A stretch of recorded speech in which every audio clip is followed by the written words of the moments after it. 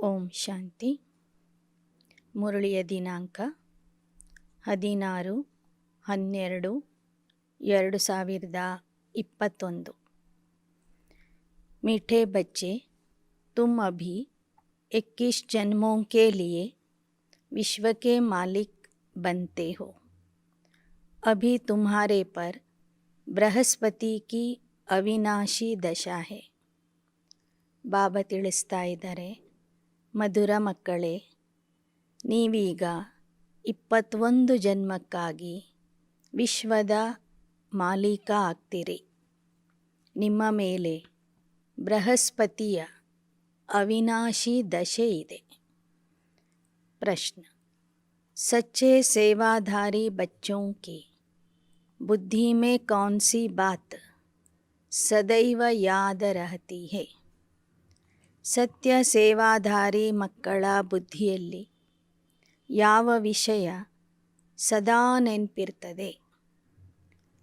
उत्तर: धन दिए धन ना खूटे, वह सदैव दान करते ही रहते हैं। उनकी बुद्धि में रहता है कि हम अपना ही कल्याण करते हैं। बाप भी साक्षी होकर देखते कि कौन कौन अपनी जीवन ऊंच बनाते हैं और कौन पास होंगे। ज्ञान में मैनर्स भी बहुत अच्छे चाहिए। कभी छोटी छोटी बात में फंक नहीं होना चाहिए। ಸೇವಾಧಾರಿ ಮಕ್ಕಳಿಗೆ ಗೊತ್ತಿರ್ತದೆ, ಜ್ಞಾನ ಸಂಪತ್ತನ್ನು ಕೊಡುವುದರಿಂದ ಆ ಸಂಪತ್ತು ಹೆಚ್ಚಾಗ್ತದೆ ಅಂತ. ಅವರು ಸದಾ ಆ ಜ್ಞಾನ ಧನವನ್ನು ದಾನ ಮಾಡ್ತಿರ್ತಾರೆ. ಅವರ ಬುದ್ಧಿಯಲ್ಲಿ ಇರ್ತದೆ, ನಾವು ನಮ್ಮ ಕಲ್ಯಾಣದ ಜೊತೆಗೆ ಅನೇಕರ ಕಲ್ಯಾಣ ಮಾಡಬೇಕು ಅಂತ. ಅಂತಹ ಮಕ್ಕಳನ್ನು ಬಾಬಾ ಸಾಕ್ಷಿಯಾಗಿ ನೋಡ್ತಾ ಇರ್ತಾರೆ. ಯಾರ್ಯಾರು ಸೇವೆಯ ಮೂಲಕ ತಮ್ಮ ಜೀವನವನ್ನು ಉನ್ನತ ಮಾಡಿಕೊಳ್ತಿದ್ದಾರೆ, ಯಾರು ಯಾವ ದರ್ಜೆಯಲ್ಲಿ ಪಾಸಾಗೋರಿದ್ದಾರೆ, ಯಾರ ಪುರುಷಾರ್ಥ ಎಷ್ಟಿದೆ ಅನ್ನೋದನ್ನು ಬಾಬೋರು ಸಾಕ್ಷಿಯಾಗಿ ನೋಡ್ತಿರ್ತಾರೆ. ಈ ಜ್ಞಾನದಲ್ಲಿ ನಡವಳಿಕೆಯೂ ಸಹ ಬಹಳ ಒಳ್ಳೆಯದಿರಬೇಕು. ಚಿಕ್ಕ ಪುಟ್ಟ ಮಾತುಗಳಲ್ಲಿ ಮುನಿಸಿಕೊಳ್ಳಬಾರದು. ಗೀತ್: ತುಮಿ ಹೋ ಮಾತಾ ಪಿತಾ ತುಮಿ ಹೋ, ತಾಯಿಯೂ ನೀನೇ ತಂದೆಯೂ ನೀನೇ ಎಂದು ಭಕ್ತಿ ಮಾರ್ಗದಲ್ಲಿ ಹಾಡಿದ್ದೇವೆ. ಓಂ ಶಾಂತಿ. गुड मॉर्निंग बच्चों को। आज है गुरुवार। तुम बच्चों के लिए यह वृक्षपति डे व बृहस्पतिवार है उत्तम। ಎಲ್ಲ ಮಕ್ಕಳಿಗೆ ಸುಪ್ರಭಾತ.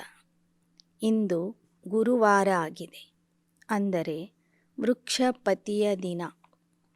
ಗುರುವಾರಕ್ಕೆ ಬೃಹಸ್ಪತಿವಾರ ಅಂತಲೂ ಹೇಳಲಾಗ್ತದೆ. ಎಲ್ಲ ವಾರಗಳಲ್ಲಿ ದಿನಗಳಲ್ಲಿ ಗುರುವಾರದ ದಿನ ಉತ್ತಮ ದಿನ ಆಗಿರ್ತದೆ. सप्ताह में सबसे उत्तम दिन यह है। वृक्षपति का नाम गाया हुआ है। बृहस्पति की दशा बैठी हुई है। वृक्षपति बाबा फिर से हमको अपना बेहद सुख का वर्षा दे रहे। बेहद का संन्यास भी करवाते। निवृत्ति मार्ग वालों का हद का संन्यास है। ಬೃಹಸ್ಪತಿಯ ದಶೆ ಮಕ್ಕಳ ಮೇಲೆ ಬಂದಿದೆ. ಆ ವೃಕ್ಷಪತಿ ತಂದೆ ನಮಗೆ ಬೇಹದ್ದಿನ ಸುಖದ ಆಸ್ತಿ ಕೊಡ್ತಾ ಇದ್ದಾರೆ. ಮಕ್ಕಳಿಂದ ಹಳೆ ಪ್ರಪಂಚದ ಸನ್ಯಾಸ ಮಾಡಿಸ್ತಾರೆ. ನಿವೃತ್ತಿ ಮಾರ್ಗದವರ ಸನ್ಯಾಸ ಹದ್ದಿನ ಸನ್ಯಾಸ ಆಗಿದೆ. ತಂದೆಯ ಮಕ್ಕಳಾದ ನಾವು ಮಾಡುವ ಸನ್ಯಾಸ ಬೇಹದ್ದಿನ ಸನ್ಯಾಸ ಆಗಿದೆ. सबको सन्यास करना है। बाप कहते आगे चलकर बहुत ही सुनेंगे। पतित पावन बाप है जो गाइड और लिबरेटर है। वह कहते मैं आया हूँ सबको मुक्ति धाम में वापस ले चलने के लिए। भक्ति मार्ग में मुक्ति के लिए ही पुरुषार्थ करते हैं। ಹೋಗುವ ಸಮಯ ಬಂದಿರುವ ಕಾರಣ ಬುದ್ಧಿಯ ಮೂಲಕ ಎಲ್ಲವನ್ನು ಮರೀರಿ, ಸನ್ಯಾಸ ಮಾಡಿರಿ ಅಂತ ಬಾಬಾ ಹೇಳ್ತಾರೆ. ಅವನೇ ಮಾರ್ಗದರ್ಶಕ, ಗೈಡ್ ಆಗಿದ್ದಾನೆ. ಭಕ್ತಿ ಮಾರ್ಗದಲ್ಲಿಯೂ ಸಹ ಮುಕ್ತಿಗಾಗಿ ಎಲ್ಲರೂ ಸಾಧನೆ ಮಾಡ್ತಾರೆ, ಭಕ್ತಿ ಮಾಡ್ತಾರೆ. ಇಲ್ಲಿ ಪರಮಾತ್ಮ ಬಂದಿರುವುದೇ ಎಲ್ಲರನ್ನೂ ಮುಕ್ತಿ ಕೊಡೋದಕ್ಕಾಗಿ, ಮುಕ್ತಿಧಾಮಕ್ಕೆ ಕರೆದುಕೊಂಡು ಹೋಗುವುದಕ್ಕಾಗಿ. भक्ति में कितना समय रहना पड़ता है जो भक्ति के बाद भक्ति का फल मिले, यह तुम्हारे सिवाय कोई नहीं जानते. तुम बच्चे जानते हो कि पूरे 2500 वर्ष लगते हैं. यह भी ड्रामा में नूंद है. यह बना बनाया खेल है. हर एक अपना अपना पार्ट ಬಜಾತೆ ರಹತೆ. ಭಕ್ತಿಯ ಫಲ ಸಿಗಬೇಕಾದ್ರೆ ಎಷ್ಟು ಸಮಯ ನಾವು ಭಕ್ತಿ ಮಾಡಬೇಕಾಗ್ತದೆ ಎಂಬ ವಿಚಾರ ಭಕ್ತರಿಗೂ ಗೊತ್ತಿಲ್ಲ. ಬಾಬಾ ಹೇಳ್ತಾರೆ 2500 ವರ್ಷಗಳಿಂದ ಭಕ್ತಿ ಮಾಡಿದಾಗ ಮಾತ್ರ ಸಂಗಮ ಯುಗದಲ್ಲಿ ಆ ಭಕ್ತಿಯ ಫಲ ಸಿಗ್ತದೆ. ಇದು ಸಹ ನಾಟಕದಲ್ಲಿ ಪೂರ್ವ ನಿರ್ಧಾರಿತ ಆಗಿದೆ. ಇದು ಮಾಡಲ್ಪಟ್ಟಂತಹ ನಾಟಕ. ಅಪ್ನಾ ಅಪ್ನಾ ಪಾರ್ಟ್ ಹರೇಕ್ ಬಜಾತೆ ರಹತೆ. ತುಮ್ ಭಿ ಕಲ್ಪ ಕಲ್ಪ ಯಹಿ ಪಾರ್ಟ್ ಬಜಾತೆ. ಈ ನಾಟಕದಲ್ಲಿ ಪ್ರತಿಯೊಬ್ಬರೂ ತಮ್ಮ ಪಾತ್ರ ಮಾಡ್ತಾ ಇದ್ದಾರೆ. ನೀವು ಸಹ ಕಲ್ಪ ಕಲ್ಪದಲ್ಲೂ ನಿಮ್ಮದೇ ಆದ ಪಾತ್ರ ಮಾಡ್ತೀರಿ. कितनी खुशी की बात है कि हमारे ऊपर बृहस्पति की दशा बैठी. हम 21 जन्मों के लिए स्वर्ग के मालिक बनते. अब हमारी चढ़ती कला है. ನಮ್ಮ ಮೇಲೆ ಬೃಹಸ್ಪತಿಯ ದಶೆ ಬಂದಿದೆ. ಅದರಿಂದ ನಾವು 21 ಜನ್ಮಕ್ಕಾಗಿ ಸ್ವರ್ಗದ ಮಾಲೀಕ ಆಗ್ತಿದ್ದೇವೆ ಎಂಬ ವಿಚಾರ ಎಷ್ಟು ಖುಷಿಯ ವಿಚಾರ ಆಗಿದೆ. ಈಗ ನಾವು ಏರುವ ಕಲೆಯಲ್ಲಿ ಇದ್ದೇವೆ. ನರ್ಕ ಮುರ್ದಾಬಾದ್, ಸ್ವರ್ಗ ಜಿಂದಾಬಾದ್ ಹೋತಾ ಹೈ. ಸುಖ ದುಃಖ ಕಾ ಖೇಲ್ ಭಿ ತುಮ್ ಬಚ್ಚೋಂ ಕೆ ಲಿಯೆ. ಇಲ್ಲಿ ನರ್ಕ ಹೋಗ್ತಾ ಇದೆ, ಸ್ವರ್ಗ ಬರ್ತಾ ಇದೆ. ಇದು ಸುಖ ದುಃಖದ ಆಟ ನಿಮ್ಮ ಸಲುವಾಗಿ ಇದೆ. ಹೆಚ್ಚಿನ ಸುಖನೂ ನೀವೇ ಅನುಭವಿಸ್ತೀರಿ, ಕಡಿಮೆ ದುಃಖ ನೀವೇ ಅನುಭವಿಸ್ತೀರಿ. ಉಳಿದವರು ಅರ್ಧ ಅರ್ಧ ಅನುಭವಿಸಿದರೆ ಮಕ್ಕಳಿಗೆ 3/4 ಭಾಗ ಸುಖ, 1/4 ಭಾಗ ದುಃಖ ಅಂತ ಹೇಳ್ತಾರೆ ಬಾಬಾ. ಆದ್ದರಿಂದ ಈ ನಾಟಕ ನಿಮ್ಮ ಸಲುವಾಗಿ ಇದೆ. ಸತ್ಯತ್ರೇತಾಯುಗದ ಸುಖವೂ ಸಹ ನಿಮ್ಮ ಸಲುವಾಗಿ ಇದೆ. ಆದಿ ಸನಾತನ್ ದೇವತಾ ಧರ್ಮ ಬಹುತ್ ಸುಖ देने वाला है. वह है ही नई दुनिया. वहाँ खानियाँ भी नई होगी. जो कुछ वहाँ पैदाइश होती है सब कुछ नया होगा. पुरानी चीज़ हो जाने पर वह सत्व सार नहीं रहता है. ಮುಂದೆ ಬರುವಂತಹ ಯುಗ ಹೊಸ ಯುಗ, ಹೊಸ ಪ್ರಪಂಚ. ಅಲ್ಲಿ ಎಲ್ಲ ಗಣಿಗಳು ಸಹ ತುಂಬಿರ್ತವೆ. ಏನೆಲ್ಲ ಅಲ್ಲಿ ನಿರ್ಮಾಣವಾಗ್ತದೆಯೋ ಅದು ಹೊಸದಿರ್ತದೆ. ಎಲ್ಲವೂ ಹೊಸದಾಗಿ ಹುಟ್ಕೊಳ್ತದೆ.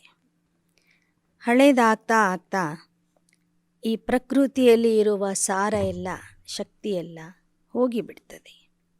ಅಬ್ ದುನಿಯಾ ಮೇ ಕೋಯಿ ಸಾರ್ ನಹಿ. ಹೀಗಾಗಿ ಈ ಕೊನೆ ಸಮಯದಲ್ಲಿ ಎಲ್ಲರೂ ಸತ್ವಹೀನ ಆಗಿದ್ದಾರೆ. ಪ್ರಕೃತಿಯು ಶಕ್ತಿಹೀನ ಆಗಿದೆ, ಮನುಷ್ಯರು ಶಕ್ತಿಹೀನ ಆಗಿದ್ದಾರೆ. ಎಲ್ಲ ವಸ್ತುಗಳಲ್ಲಿ ಇರುವ ಶಕ್ತಿಯು ಹೋಗಿಬಿಟ್ಟಿದೆ. बाप को कहते ಸರ್ವಶಕ್ತಿಮಾನ್ तो क्या ಶಕ್ತಿ ದಿಖಲಾತೆ ಹೈ. ಪುನಃ ತಂದೆ ಬಂದು ಎಲ್ಲರನ್ನೂ ಶಕ್ತಿಶಾಲಿಯನ್ನಾಗಿ ಮಾಡ್ತಾರೆ. ಯಾಕೆ ಅಂದರೆ ಅವನು ಸರ್ವಶಕ್ತಿವಂತ. ಯಾವ ಶಕ್ತಿಯನ್ನು ತೋರಿಸ್ತಾರೆ, ಯಾವ ಶಕ್ತಿಯನ್ನು ಕೊಡ್ತಾರೆ. ವಹ ತೋ ತುಮ್ ಬಚ್ಚೆ ಹಿ ಜಾನ್ತೆ ಹೋ. पतित पावन सदगति दाता लिबरेटर बाप आकर तुमको इतनी शक्ति देते हैं. अनेक धर्मों का विनाश कराए एक धर्म एक राज्य की स्थापना करना, क्या यह शक्ति का काम नहीं है? यह ऊंच कार्य तुम बच्चों द्वारा करवाते. ಬಾಬಾ ಹೇಳ್ತಾರೆ, ಪತಿತ ಪಾವನ ಸದ್ಗತಿದಾತ ಮುಕ್ತಿದಾತ ತಂದೆ ಬಂದು ನಿಮಗೆ ಶಕ್ತಿ ಕೊಡ್ತಾರೆ. ಎಲ್ಲ ಧರ್ಮಗಳ ವಿನಾಶ, ಏಕಧರ್ಮದ ಸ್ಥಾಪನೆ ಮಾಡ್ತಾರಂದರೆ ಅದು ಶಕ್ತಿಯ ಕೆಲಸ ಅಲ್ವಾ? ನಿಮ್ಮ ಮೂಲಕ ಅಂತಹ ಒಂದು ಉನ್ನತವಾದ ಕಾರ್ಯ ಮಾಡಿಸ್ತಾರೆ. ನಿಮಗೆ ಎಷ್ಟೊಂದು ಶಕ್ತಿ ದೊರೀತದೆ. तुमको कितनी शक्ति मिलेगी जो तुम्हारे सब पाप कट जाएंगे और तुम पुण्य आत्मा बन जाएंगे. ನಿಮಗೆ ತಂದೆಯಿಂದ ಎಂತಹ ಒಂದು ಶಕ್ತಿ ದೊರೀತದೆ ಅಂದರೆ ಆ ಶಕ್ತಿಯಿಂದ ನಿಮ್ಮ ಎಲ್ಲ ಪಾಪಗಳು ಭಸ್ಮ ಆಗ್ತವೆ, ನೀವು ಪುಣ್ಯಾತ್ಮ ಆಗಿಬಿಡ್ತೀರಿ. जितनी जो मेहनत करेगा उतना ऊंचा पद पाएगा. फिर भी स्वर्ग के लायक तो बन ही जाएंगे. पहले न्यू वर्ल्ड थी, अब है ओल्ड वर्ल्ड. यह भी समझते नहीं. बिल्कुल ब्लाइंड फेथ है. ಎಷ್ಟೆಷ್ಟು ನೀವು ಪರಿಶ್ರಮ ಪಡ್ತೀರಿ ಅಷ್ಟೇ ಸ್ವರ್ಗಕ್ಕೆ ಲಾಯಕ ಆಗಿ ಸ್ವರ್ಗದಲ್ಲಿ ಉನ್ನತ ಸ್ಥಾನವನ್ನು ಪಡ್ಕೊಳ್ತೀರಿ. ಮೊದಲು ಹೊಸ ಜಗತ್ತಿತ್ತು, ಈಗ ಇರುವ ಜಗತ್ತು ಹಳೇದಾಗಿದೆ. ಈ ವಿಚಾರನೂ ಮನುಷ್ಯರಿಗೆ ಅರ್ಥ ಆಗ್ತಿಲ್ಲ. ಎಲ್ಲರೂ ಅಂಧಶ್ರದ್ಧೆಯಲ್ಲಿ ಇದ್ದಾರೆ. ತುಮ್ ಬಚ್ಚೆ ಜಾನ್ತೆ ಹೋ ಪಹಲೆ ಹಮ್ बुद्धिहीन थे. गाया था अंधे की औलाद अंधे, सब भगवान को ढूंढते ही रहते. ನೀವು ಮಕ್ಕಳು ಸಹ ಮೊದಲು ಬುದ್ಧಿಹೀನ ಆಗಿದ್ರಿ. ಜ್ಞಾನ ನೇತ್ರ ಇರಲಿಲ್ಲ. ಆದ್ದರಿಂದ ಗಾಯನ ಇದೆ, ಕುರುಡರ ಮಕ್ಕಳು ಕುರುಡರು ಅಂತ. ಎಲ್ಲರೂ ಭಗವಂತನನ್ನು ಹುಡುಕ್ತಾ ಇದ್ದರು. ठोकरे खाते रहते, मिलता कुछ भी नहीं. ಎಲ್ಲರೂ ಅಲ್ದಾಡ್ತಾ ಇದ್ದರು, ಅಲಿತಾ ಇದ್ದರು, ಪೆಟ್ಟುಗಳನ್ನು ತಿಂತಾ ಇದ್ದರು, ಆದರೆ ಏನೂ ಸಿಗ್ತಿರಲಿಲ್ಲ. ಬಹುತ್ ಮೆಹನತ್ ಕರ್ತೆ, ಕೋಯಿ ತೋ ಬಿಚಾರೆ ಪ್ರಾಣ ಭೀ ತ್ಯಾಗ ದೇತೆ. ಭಕ್ತಿಯಲ್ಲಿ ಭಕ್ತರು ಬಹಳ ಪರಿಶ್ರಮ ಪಡ್ತಾರೆ. ಕೆಲವರು ಪರಮಾತ್ಮನ ಸಲುವಾಗಿ, ದೇವತೆಗಳ ಸಲುವಾಗಿ ತಮ್ಮ ಪ್ರಾಣವನ್ನೇ ತ್ಯಾಗ ಮಾಡ್ತಾರೆ. ದೇವತಾओं को राजी करने के लिए बलि भी चढ़ाते हैं. उनको फिर महाप्रसाद समझते हैं. अब गौ हत्या के लिए अनाउंस करते हैं. समझते हैं गौ माता है, दूध देती. ऐसे तो बकरियां भी दूध देती. उनकी रक्षा क्यों नहीं करते?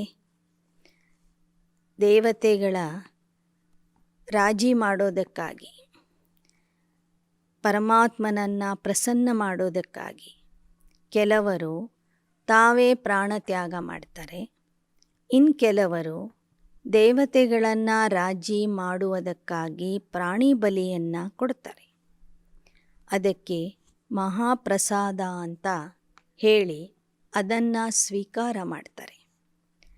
ಇನ್ನು ಗೋಹತ್ಯೆಯನ್ನು ಮಾಡಬಾರದು ಅಂತ ಸರ್ಕಾರ ಹೇಳ್ತಿದೆ. ಯಾಕೆ ಅಂದರೆ ಹಸು ತಾಯಿಯ ಸಮಾನ, ಅದು ನಮಗೆ ಹಾಲು ಕೊಡ್ತದೆ ಅಂತ. ಬಾಬಾ ಹೇಳ್ತಾರೆ ಕುರಿಗಳು ಸಹ ಹಾಲು ಕೊಡ್ತವೆ. ಹಾಗಾದರೆ ಹಸುಗಳ ಥರ ಕುರಿಗಳನ್ನು ಯಾಕೆ ರಕ್ಷಣೆ ಮಾಡಬಾರದು? ಆಗ ಹೇಳ್ತಾರೆ कहते हैं कृष्ण का गौ के साथ प्यार था, अब ऐसी बात नहीं है. ಹಸುಗಳನ್ನು ರಕ್ಷಣೆ ಮಾಡ್ತಾರೆ, ಕುರಿಗಳ ರಕ್ಷಣೆ ಯಾಕೆ ಮಾಡೋದಿಲ್ಲ ಅಂತ ಕೇಳಿದಾಗ ಜನ ಹೇಳ್ತಾರೆ ಕೃಷ್ಣನಿಗೆ ಹಸುಗಳ ಮೇಲೆ ಪ್ರೀತಿ ಇತ್ತು, ಆದ್ದರಿಂದ ನಾವು ಗೋರಕ್ಷಣೆ ಮಾಡ್ತೇವೆ. ಬಾಬಾ ಹೇಳ್ತಾರೆ ಸತ್ಯಯುಗದ ಶ್ರೀಕೃಷ್ಣನಿಗೆ ಹಸುಗಳ ಮೇಲೆ ಮಾತ್ರ ಪ್ರೀತಿ ಇರೋದಿಲ್ಲ, ಎಲ್ಲರ ಮೇಲೇನೂ ಪ್ರೀತಿ ಇರ್ತದೆ.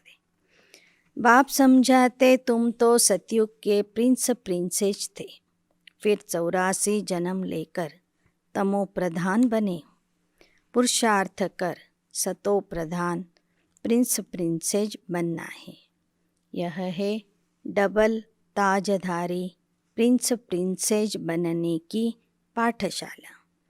बल गीता पाठशालाएँ बहुत है, परंतु वहाँ यह नहीं सुनाते कि तुम स्वर्ग में प्रिंस प्रिंसेस ಕೃಷ್ಣ ಜೈಸೆ ಬನೆಂಗೆ. ನೀವು ಪುರುಷಾರ್ಥದಿಂದ ರಾಜಕುಮಾರ ರಾಜಕುಮಾರಿ ಆಗ್ತಾ ಇದ್ದೀರಿ. ಇದು ರಾಜಕುಮಾರ ರಾಜಕುಮಾರಿ ಆಗುವ ಪಾಠಶಾಲೆಯಾಗಿದೆ.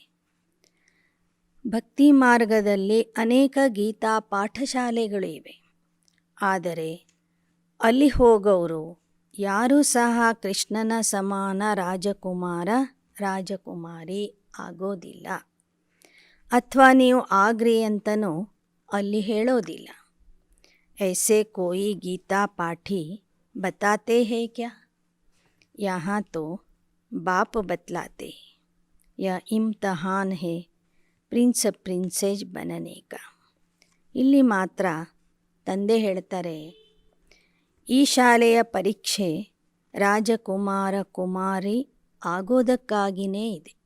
ಈ ಶಾಲೆ ಇರೋದೇ ರಾಜಕುಮಾರ ರಾಜಕುಮಾರಿ ಆಗಲಿಕ್ಕಾಗಿ. उनमें भी बहुत नंबर है. 16,108 की माला गाई जाती है, सिर्फ 108 थोड़े ही होंगे. अभी तो अनगिनत मनुष्य हैं. ಈ ರಾಜಕುಮಾರ ರಾಜಕುಮಾರಿ ಆಗುವ ಪರೀಕ್ಷೆಯಲ್ಲಿ 16,108 ಪುರುಷಾರ್ಥಿಗಳು ಡಿಸ್ಟಿಂಕ್ಷನ್ನಲ್ಲಿ ಪಾಸ್ ಆಗ್ತಾರೆ, ಗೌರವದಿಂದ ಪಾಸ್ ಆಗ್ತಾರೆ. 108 ಜನ ಅಂತೂ ಬಹಳ ವಿಶೇಷ ರತ್ನಗಳಾಗಿ ವಿಜಯಿ ರತ್ನಗಳಾಗಿ ಪಾಸ್ ಆಗ್ತಾರೆ. 33 ಕೋಟಿಗಳು ಕೊನೆಯ ತ್ರೇತಾಯುಗದಲ್ಲಿ ಬರುವಂಥವರಾಗಿರ್ತಾರೆ. ಈಗ ನೋಡಿದರೆ ಪ್ರಪಂಚದ ಜನಸಂಖ್ಯೆ ಎಷ್ಟೊಂದು ಇದೆ. ಅದರಲ್ಲಿ 16,108, ನಂತರ 108, ನಂತರ 9 ರಿಂದ 10 ಲಕ್ಷ ಜನ, ನಂತರ ಜನರಲ್ ಕ್ಲಾಸಲ್ಲಿ ಬರೋರು 33 ಕೋಟಿ ಜನ. ಅಂದರೆ ಈಗಿನ ಸಂಖ್ಯೆಗೆ ಹೋಲಿಸಿದರೆ ದೇವತೆಗಳಾಗುವಂಥವರು ಎಷ್ಟೊಂದು ಕಡಿಮೆ ಜನ ಇದ್ದಾರೆ. तुम कोई कोई बातें अखबार में भी डाल सकते. यह जो गौ हत्या के लिए भूख हड़ताल आदि कर रहे, यह कल्प पहले भी किया था, नथिंग न्यू. इस समय परमात्मा को पुकारते हमको पावन दुनिया में ले चलो. ನೀವು ಪತ್ರಿಕೆಗಳಲ್ಲಿ ಸಮಾಚಾರ ಬರೆದು ಹಾಕಬಹುದು.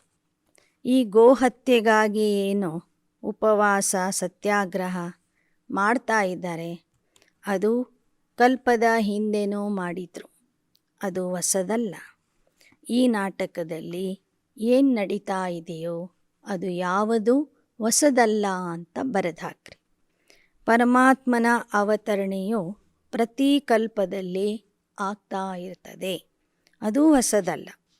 ಆ ಪರಮಾತ್ಮನಿಗೆ ನಾವೆಲ್ಲರೂ ಕೇಳ್ಕೊಂಡಿದ್ದೇವೆ, ಹೇ ಭಗವಂತ, ನಮ್ಮನ್ನು ಪಾವನ ಪ್ರಪಂಚಕ್ಕೆ ಕರ್ಕೊಂಡು ಹೋಗು ಅಂತ. ಕೈಸೆ ಲೇ ಚಲೇಂಗೆ ಯಹ ತುಮ್ ಬಚ್ಚೆ ಜಾನ್ತೆ ಹೋ. ಹಾಗಾದರೆ ಅವನು ಬಂದು ಹೇಗೆ ನಮ್ಮನ್ನು ಕರ್ಕೊಂಡು ಹೋಗ್ತಾನೆ ಅನ್ನೋದು ಮಕ್ಕಳಿಗೆ ಮಾತ್ರ ತಿಳಿದಿದೆ. ಪರಂತು ವಹ ದೈವಿ ಗುಣ ಅಭಿ ನಹಿ ಆಯೆ. दैवी गुणों की धारणा बहुत कम है. ज्ञान बहुतों को अच्छा भी लगता है. समझते हैं, बीके पवित्र रहते हैं, सादगी में रहते हैं, जेवर आदि नहीं पहनते हैं, परंतु चलन भी अच्छी चाहिए. ಜ್ಞಾನ ಬಹಳ ಸಹಜ ಇದೆ, ಎಲ್ಲರೂ ಅರ್ಥ ಮಾಡಿಕೊಳ್ತಾರೆ. ಆದರೆ ದೈವಿ ಗುಣಗಳ ಧಾರಣೆಯಲ್ಲಿ ಹಿಂದೆ ಇದ್ದಾರೆ ಮಕ್ಕಳು. ಬಹಳ ಜನರಲ್ಲಿ ಧಾರಣೆ ಕಡಿಮೆ ಇದೆ. ಹಾಗೆ ನೋಡಿದರೆ ಕುಮಾರಿಯರು ಅಂದರೆ ಪವಿತ್ರವಾಗಿ ಇರ್ತಾರೆ, ಸಿಂಪಲ್ ಆಗಿ ಇರ್ತಾರೆ, ಹೆಚ್ಚಿನ ಒಡವೆಗಳನ್ನು ಹಾಕ್ಕೊಳ್ಳೋದಿಲ್ಲ, ಬಹಳ ಸಿಂಪಲ್ ಆಗಿ ಇರ್ತಾರೆ, ಸಾತ್ವಿಕ ಜೀವನ ನಡೆಸ್ತಾರೆ ಅನ್ನೋದು ಎಲ್ಲರಿಗೂ ಗೊತ್ತಿದೆ. ಆದರೆ ಆ ಸರಳ ಜೀವನದ ಜೊತೆಗೆ ನಮ್ಮ ವರ್ತನೆಯೂ ಸಹ ಒಳ್ಳೆಯದಾಗಿರಬೇಕು. जो घर में भी रहते वह कभी पति को व माँ बाप को नहीं कह सकते कि हमको अच्छे जेवर अच्छे कपड़े लेकर दो. ಯಾರು ಮನೆಯಲ್ಲಿ ಇದ್ದು ಪುರುಷಾರ್ಥ ಮಾಡುವಂತಹ ಮಾತೆಯರು ಕುಮಾರಿಯರಿದ್ದಾರೆ, ಅವ್ರು ಯಾವತ್ತೂ ತಮ್ಮ ಪತಿಗೆ ಆಗಲಿ ತಂದೆ ತಾಯಿಗೆ ಆಗಲಿ ನಮಗೆ ಒಳ್ಳೊಳ್ಳೆ ಒಡವೆಗಳನ್ನು ಕೊಡಿಸ್ರಿ, ಒಳ್ಳೊಳ್ಳೆ ಬಟ್ಟೆಗಳನ್ನು ಕೊಡಿಸ್ರಿ ಅಂತ ಕೇಳಬಾರದು. ಕ್ಯೋಂಕಿ ತುಮ್ ಜಾನ್ತೆ ಹೋ ಹಮ್ ವನವಾಹ ಮೇ ಬೈಠೆ, ಯಹ ಪುರಾನ ಶರೀರ್ ಯಹ ವಸ್ತ್ರ ಛೋಡ್ ಹಮ್ ವಿಷ್ಣುಪುರಿ ಮೇ ಜಾ ರಹೆ. ಯಾಕೆ ಅಂದರೆ ನಿಮಗೆ ತಿಳಿದಿದೆ, ನಾವೀಗ ವನವಾಸದಲ್ಲಿ ಇದ್ದೇವೆ. ಇದು ಹಳೆಯ ದೇಹ, ಇದನ್ನು ಬಿಟ್ಟು ನಾವು ವಿಷ್ಣುಪುರಿಗೆ ಹೋಗೋರಿದ್ದೆ. शिव बाबा हमारा पतियों का पति गुरुओं का गुरु है, तभी तो सब उनको याद करते हैं कि हे पतित पावन आओ. ನಾವು ಈ ಹಳೆ ವಸ್ತ್ರ ಬಿಟ್ಟು ವಿಷ್ಣುಪುರಿಗೆ ಹೋಗೋರಿದ್ದೆ. ಅಲ್ಲಿ ಹೊಸ ವಸ್ತ್ರಗಳನ್ನು ನಾವು ಧರಿಸೋರಿದ್ದೇವೆ. ಶಿವ ತಂದೆ ನಮಗೆ ಪತಿಯರ ಪತಿ, ಗುರುಗಳ ಗುರು ಆಗಿದ್ದಾರೆ. ಆದ್ದರಿಂದ ಎಲ್ಲರೂ ಅವನನ್ನೇ ನೆನಪು ಮಾಡ್ತಾರೆ, ಪತಿತ ಪಾವನ ಅಂತ ಕರೀತಾರೆ. ವಹಿ ಆಕರ್ ಸಬ್ಕೋ ಸದ್ಗತಿ ದೇತೆ ಹೈ. ಸಿಖ್ ಲೋಗ ಭಿ ಕಹತೆ ಹೈ ಅಕಾಲ ಮೂರತ್, ಸತ್ಯ ಶ್ರೀ ಅಕಾಲ್ ಆತ್ಮಾ ಕೋ ಕಭಿ ಕಾಲ ನಹಿ ಖಾತಾ ಹೈ. ಸಿಖ್ ಧರ್ಮದವರು ಸಹ ಅವನಿಗೆ ಅಕಾಲ ಮೂರ್ತಿ ಅಂತ ಹೇಳ್ತಾರೆ, ಸತ್ಯ ಶ್ರೀ ಅಕಾಲ್ ಅಂತ ಕರೀತಾರೆ. ಅಂದರೆ ಪರಮಾತ್ಮನಿಗೆ ಯಾವತ್ತೂ ಕಾಲ ಬಂದು ತಿಂದು ಹಾಕೋದಿಲ್ಲ. ಪರಮಾತ್ಮ ಕಾಲಕ್ಕೆ ವಶ ಆಗೋದಿಲ್ಲ. ಶರೀರ ವಿನಾಶ ಹೋ ಜಾತಾ ಹೈ, ಆತ್ಮ ವಿನಾಶ ಹೋತಿ ನಹಿ. ಎಲ್ಲ ಜೀವಾತ್ಮರ ದೇಹಗಳು ಕಾಲಕ್ಕೆ ವಶ ಆಗ್ತಾರೆ ವಿನಃ, ಶರೀರಗಳು ವಿನಾಶ ಆಗ್ತವೆ ವಿನಃ ಆತ್ಮ ವಿನಾಶ ಆಗೋದಿಲ್ಲ. तो उस सद्गुरु अकाल मूरत को याद करते हैं, आकर हमको सद्गति दो. अकाल घर में ले चलो जहाँ से हम आए हैं. बच्चों को यह समझाना है कि सद्गुरु अकाल मूरत वह एक ही. फिर तुम अपने को गुरु कैसे कहलाते हो? बाप समझाते हैं, यह भक्ति मार्ग के अथाह गुरु है. ಎಲ್ಲರೂ ಅವನನ್ನು ನೆನ್ಪು ಮಾಡ್ತಾರೆ, ಬಂದು ನಮಗೆ ಸದ್ಗತಿ ಕೊಡು, ಅಕಾಲ ಮನೆಗೆ ಕರ್ಕೊಂಡು ಹೋಗು, ಸದ್ಗುರು ಅಕಾಲ ಅಂತಲೂ ಮಹಿಮೆ ಮಾಡ್ತಾರೆ. ಆ ಒಬ್ಬನೇ ಸತ್ಯ ಗುರು ಅಕಾಲ ಮೂರ್ತಿಯಾಗಿದ್ದಾನೆ. ಬೇರೆ ದೇಹಧಾರಿ ಗುರುಗಳು ಅಕಾಲ ಮೂರ್ತಿ ಆಗಿಲ್ಲ.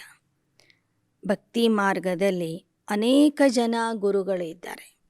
ಅವರೆಲ್ಲರೂ ಕಾಲಕ್ಕೆ ವಶ ಆಗ್ತಾರೆ.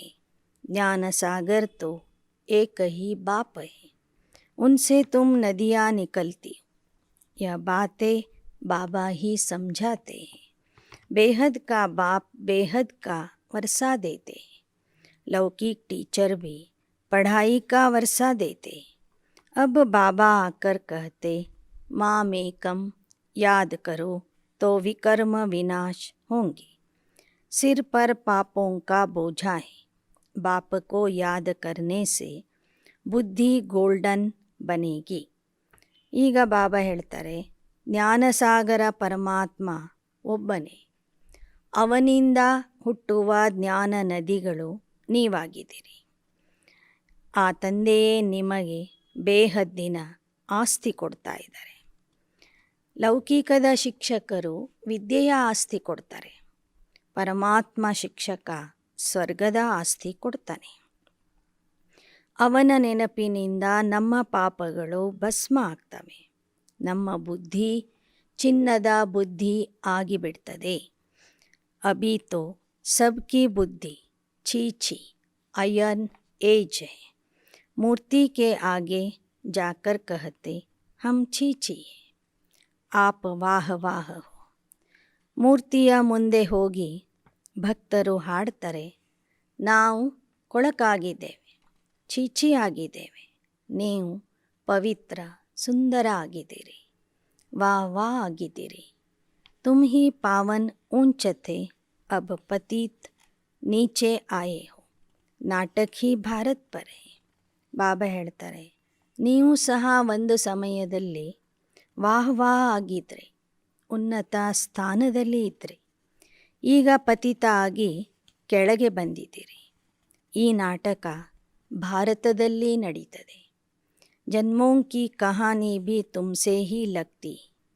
तुम ही पूरे 84 जन्म लेंगे जो कृष्ण की राजधानी में पहले आएंगे. ಯಾರು ಕೃಷ್ಣನ ರಾಜಧಾನಿಯಲ್ಲಿ ಕೃಷ್ಣನ ಜೊತೆಗೆ ಬರ್ತಾರೋ ಅವರು ಸಂಪೂರ್ಣ 84 ಜನ್ಮಗಳಲ್ಲಿ ಬರ್ತಾರೆ. ಯಹ ಕಿಸ್ಕೋ ಮಾಲೂಮ್ ನಹಿ. अब स्वर्ग कृष्णपुरी स्थापन हो रही. तुम क्लियर कर लिख सकते हो. हम योग बल से भारत को श्रेष्ठाचारी बना देंगे.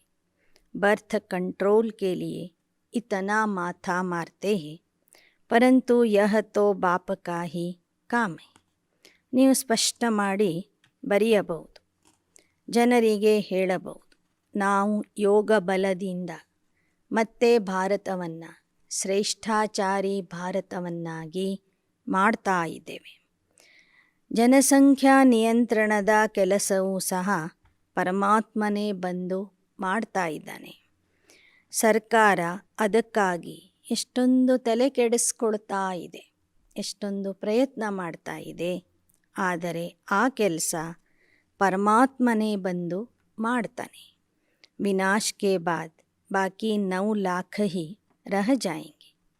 इसमें बाप कोई खर्चा नहीं करते, न कोई दुआ आदि की बात है.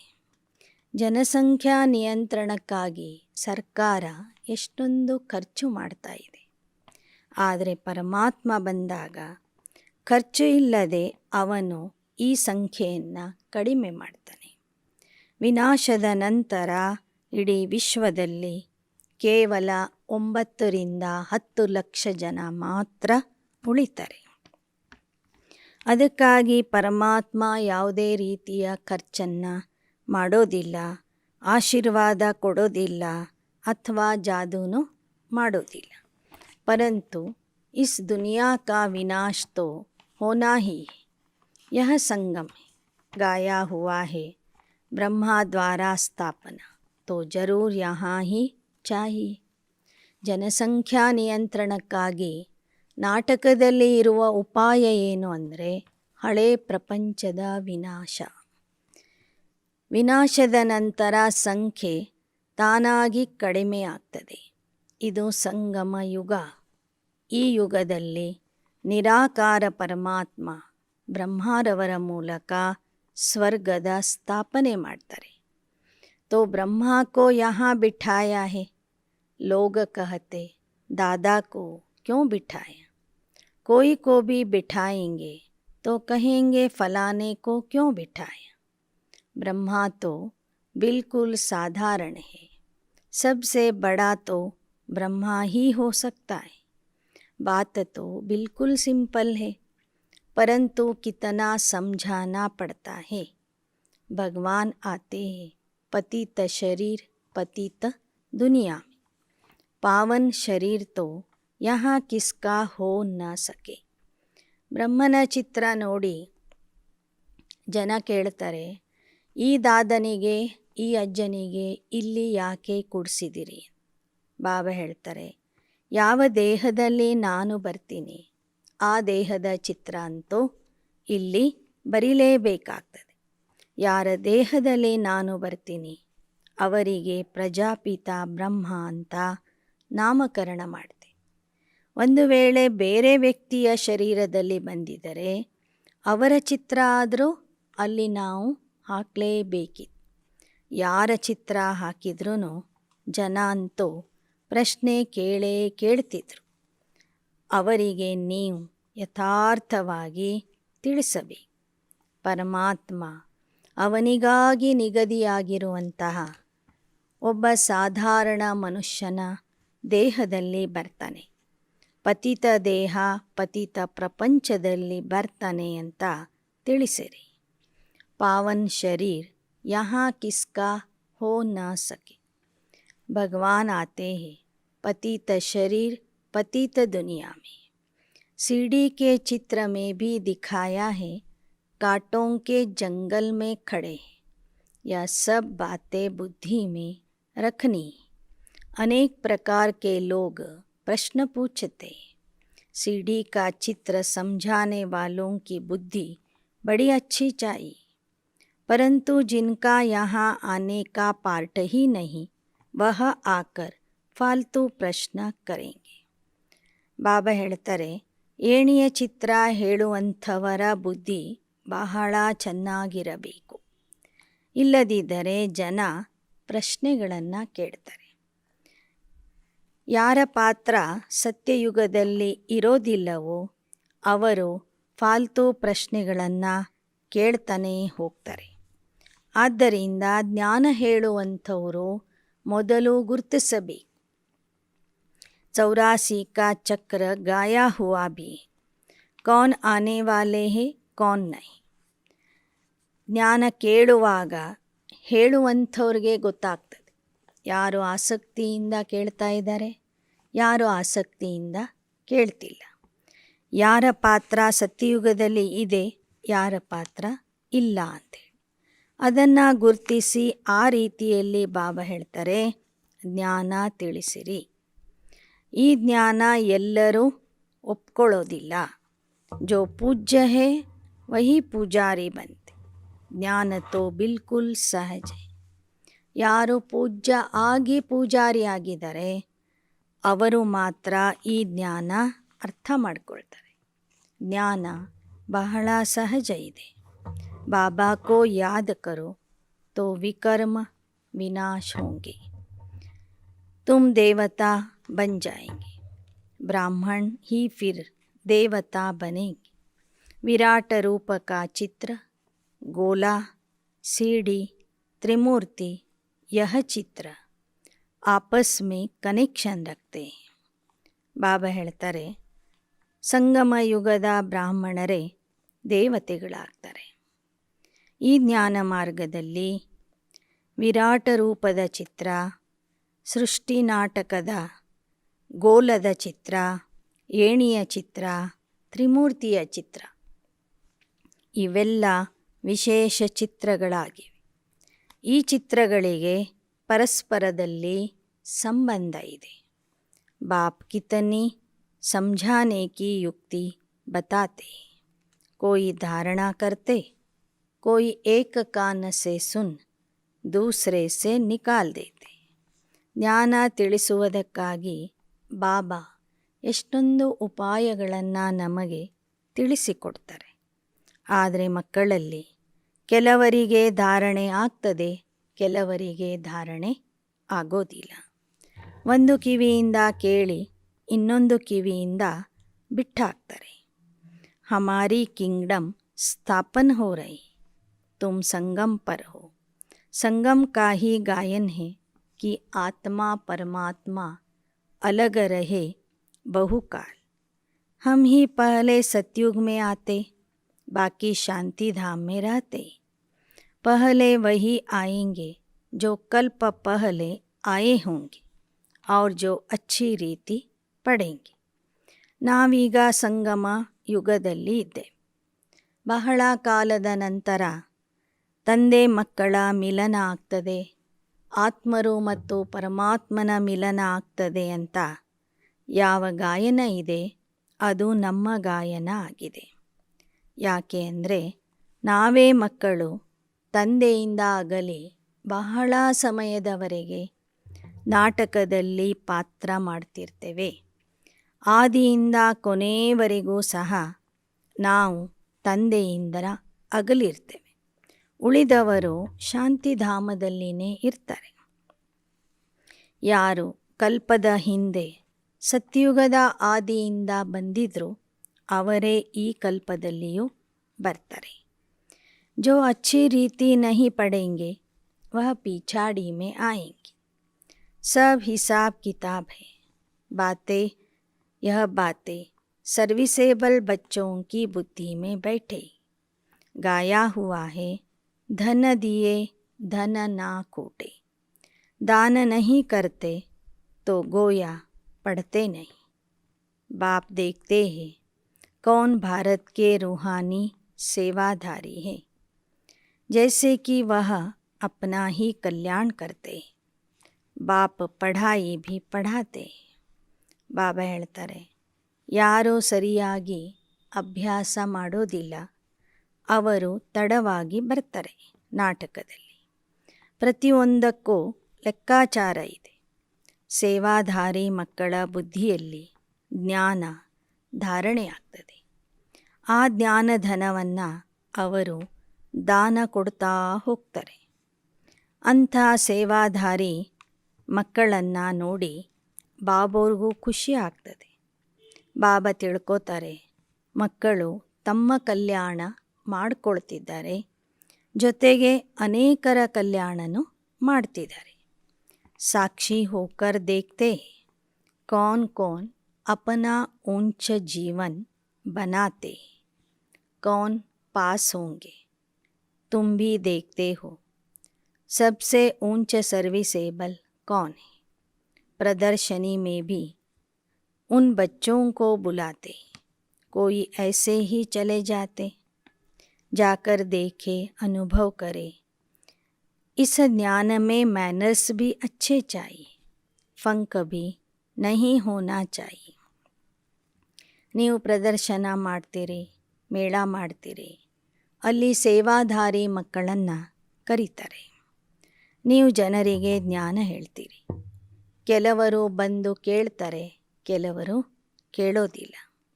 ಹೋಗಿ ನೋಡಬೇಕು, ಅನುಭವ ಮಾಡಬೇಕು ಎಂಬ ವಿಚಾರ ಕೆಲವರಿಗೆ ಬರೋದೇ ಇಲ್ಲ. ಯಾಕೆಂದರೆ ಬಾಬಾ ಹೇಳ್ತಾರೆ ಅವರ ಪಾತ್ರ ಭವಿಷ್ಯದ ಸ್ವರ್ಗದಲ್ಲಿ ಇರೋದಿಲ್ಲ. ಇನ್ನು ಬಾಬಾ ಹೇಳ್ತಾರೆ ಸೇವೆ ಮಾಡುವಂಥ ಮಕ್ಕಳ ನಡವಳಿಕೆ ಬಹಳ ಚೆನ್ನಾಗಿರಬೇಕು. ಸಣ್ಣ ಪುಟ್ಟ ವಿಷಯದಲ್ಲಿ ಬೇಸರ ಮಾಡಿಕೊಳ್ಳಬಾರದು. ಏಕ ಚುಯಿ ಮೊಯಿ ಕಿ ಬೂಟಿ ಹೋತಿ, हाथ लगाने से मुरझा जाती. कितनी वंडरफुल बूटी. दूसरी है संजीवनी बूटी जो पहाड़ों पर होती है. वास्तव में बाबा आकर तुमको संजीवनी बूटी देते हैं. मन मना भव.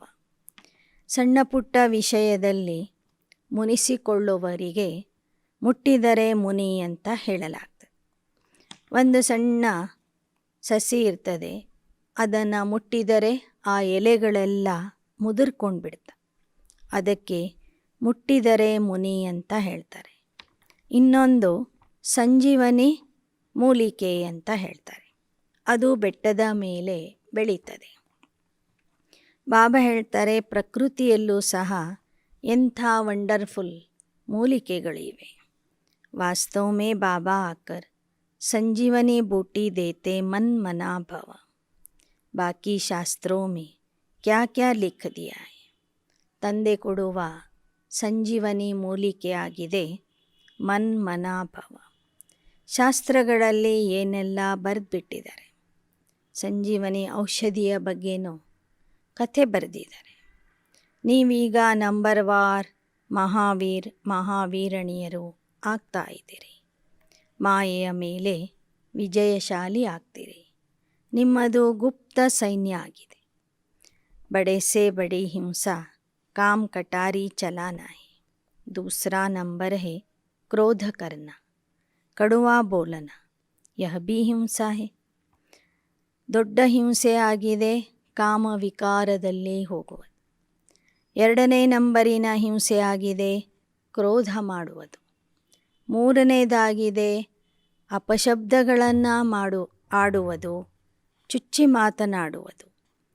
ಇವೆಲ್ಲ ಹಿಂಸೆ ಆಗಿದೆ ಅಂತ ಹೇಳ್ತಾರೆ ಬಾಬಾ. ಬಚ್ಚೋं को तो सदैव खुशी का पारा चढ़ना चाहिए. बच्चे सर्विस में तत्पर हैं, उनमें भी माताओं का नाम आगे. तुम हो शिव शक्ति सेना. गवर्नर ने भी कहा कि माताएं जो कार्य कर रही है वह बहुत अच्छा है, परंतु यहाँ तो दोनों के लिए ज्ञान है. हाँ, माताओं की मेजॉरिटी है. यह थोड़े ही कि प्रजापिता ब्रह्मा द्वारा सिर्फ कुमारियाँ ही हुई, कुमार भी तो है ना. जब दोनों ज्ञान लेवे तब तो प्रवृत्ति ठीक चले. ಗವರ್ನರ್ ಬಂದಾಗ ಹೇಳಿದರು, ಇಲ್ಲಿ ಮಾತೆಯರು ಬಹಳ ಒಳ್ಳೆ ಕೆಲಸ ಮಾಡ್ತಿದ್ದಾರೆ. ಬಾಬಾ ಹೇಳ್ತಾರೆ, ಇಲ್ಲಿ ಕೇವಲ ಮಾತೆಯರು ಮಾತ್ರ ಅಲ್ಲ, ಅಣ್ಣಂದಿರು ಸಹ ಇದ್ದಾರೆ. ಇಬ್ಬರು ಇದ್ದಾಗ ಮಾತ್ರ ಪ್ರವೃತ್ತಿಯ ಕಾರ್ಯ ಸರಿಯಾಗಿ ನಡೀತದೆ. जिसके घर में बच्ची होती है तो समझते हैं लक्ष्मी आई. जहाँ बच्ची नहीं होती तो समझते हैं यह घर निभागा है. देखो लक्ष्मी की पूजा करते. स्त्री को घर का ಶೃಂಗಾರ ಮಾನಾ ಜಾತಾ है. ಯಾರ ಮನೆಯಲ್ಲಿ ಹೆಣ್ಣು ಹುಟ್ಟುತ್ತದೆಯೋ ಅವರು ತಿಳ್ಕೋತಾರೆ ನಮ್ಮ ಮನೆಗೆ ಲಕ್ಷ್ಮಿ ಬಂದಿದ್ದಾಳೆ ಅಂತ. ಯಾರ ಮನೆಯಲ್ಲಿ ಹೆಣ್ಣು ಇರೋದಿಲ್ಲ, ಹೆಣ್ಮಗು ಆಗೋದಿಲ್ಲ ಯಾರಿಗೆ, ಅವರ ಮನೆಗೆ ಭಾಗ್ಯಹೀನ ಮನೆ ಅಂತ ತಿಳ್ಕೊತಾರೆ. ಲಕ್ಷ್ಮಿಯ ಪೂಜೆ ಮಾಡ್ತಾರೆ. ಸ್ತ್ರೀ ಅಥವಾ ನಾರಿಗೆ ಮನೆಯ ಶೃಂಗಾರ ಅಂತ ತಿಳ್ಕೊಳ್ತಾರೆ. लक्ष्मी है तो उनके साथ नारायण भी होगा. आजकल माताओं का बहुत रिगार्ड रखते. ಆದರೆ ಬಾಬಾ ಹೇಳ್ತಾರೆ, ಲಕ್ಷ್ಮಿ ಇದ್ದಾಳೆ ಅಂದರೆ ಜೊತೆಗೆ ನಾರಾಯಣನು ಇರಲೇಬೇಕು. ಆದರೆ ಈ ಜ್ಞಾನ ಮಾರ್ಗದಲ್ಲಿ ಹೆಚ್ಚಿನ ಸಂಖ್ಯೆ ಮಾತೆಯರದಿರೋದ್ರಿಂದ ಬ್ರಹ್ಮಕುಮಾರಿಯರ ಸಂಸ್ಥೆ ಅಂತಲೂ ಹೇಳಲಾಗ್ತದೆ. ಶಿವಬಾಬಾ ಮಾತೆಯರನ್ನು ಮುಂದೆ ಇಟ್ಟ ನಂತರ ಇತ್ತೀಚೆಗೆ ಎಲ್ಲ ಕ್ಷೇತ್ರದಲ್ಲಿ ಮಾತೆಯರಿಗೆ ಗೌರವ ಕೊಡ್ತಾ ಇದ್ದಾರೆ. सबसे ಜಾಸ್ತಿ ರಿಗಾರ್ಡ್ ತೋ ಬಾಪ್ ಹಿ ಆಕರ್ ರಖ್ತೆ. ಪಹಲೆ ಲಕ್ಷ್ಮಿ ಫಿರ್ ನಾರಾಯಣ್. ಮಾತೆಯರಿಗೆ ಎಲ್ಲರಕ್ಕಿಂತ ಹೆಚ್ಚಿನ ಗೌರವ ಶಿವಬಾಬಾ ಕೊಡ್ತಾರೆ. ಮೊದಲು ಲಕ್ಷ್ಮಿ, ನಂತರ ನಾರಾಯಣ ಅಂತ ಕರೆಯಲಾಗ್ತದೆ. ಮೊದಲು ಲಕ್ಷ್ಮಿಯ ಹೆಸರನ್ನು ಹೇಳ್ತಾರೆ. ಆಜ್ಕಲ್ ಮಿಸ್ಟರ್ और मिसेस अक्षर निकाल श्री नाम रख दिया है. यह माया की मत है और कोई खंड में श्री अक्षर नहीं है.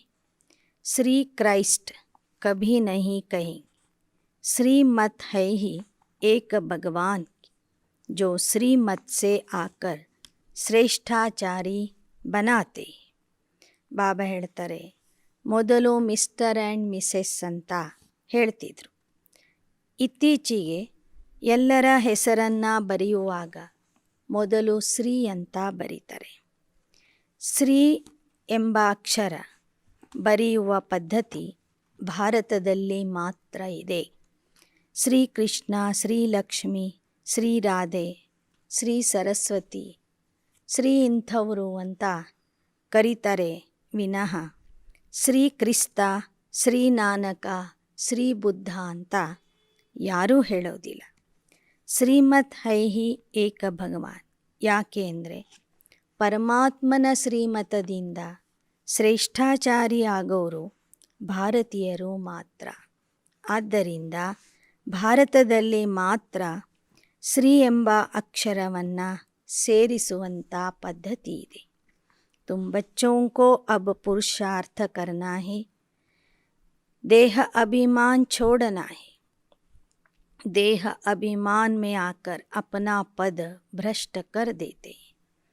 और कोई पाठशाला ऐसे नहीं हो सकती जहाँ ಪರಮಾತ್ಮ ಪಡಾತೆ. ಬಾಬಾ ಹೇಳ್ತಾರೆ, ಬೇರೆ ಯಾವ ಪಾಠಶಾಲೆಯಲ್ಲಿ ಪರಮಾತ್ಮ ಬಂದು ಓದಿಸೋದಿಲ್ಲ. अब बच्चों को बहुत ही समझदार बनना है. ಇಲ್ಲಿ ಸ್ವತಃ ಪರಮಾತ್ಮ ಬಂದು ಓದಿಸ್ತಿದ್ದಾನೆಂದರೆ ನೀವು ಮಕ್ಕಳು ಎಷ್ಟೊಂದು ತಿಳುವಳಿಕೆ ಉಳ್ಳವರಾಗಬೇಕು. अच्छी रीति पढ़ना है. बाप समझानी तो बहुत अच्छी देते. देह सहित सबको भूल. जो अच्छी रीति पढ़ेंगे पढ़ाएंगे वही ऊंच पद ಪಾಯೆಂಗೆ. ಬಾಬಾ ಎಷ್ಟು ಒಳ್ಳೆಯ ರೀತಿಯಿಂದ ಮಕ್ಕಳಿಗೆ ಓದಿಸ್ತಾರೆ.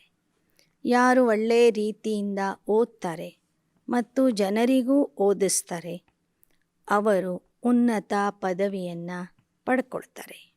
ಬಾಬಾ ಹೇಳ್ತಾರೆ, ದೇಹ ಸಹಿತವಾಗಿ ದೇಹದ ಪ್ರಪಂಚವನ್ನೇ ಮರೀರಿ. ಆತ್ಮ ನಿಶ್ಚಯದಲ್ಲಿ ಇದ್ದು ತಂದೆಯನ್ನು ನೆನಪು ಮಾಡಿ. याद से ही बाप का वर्षा पाएंगे.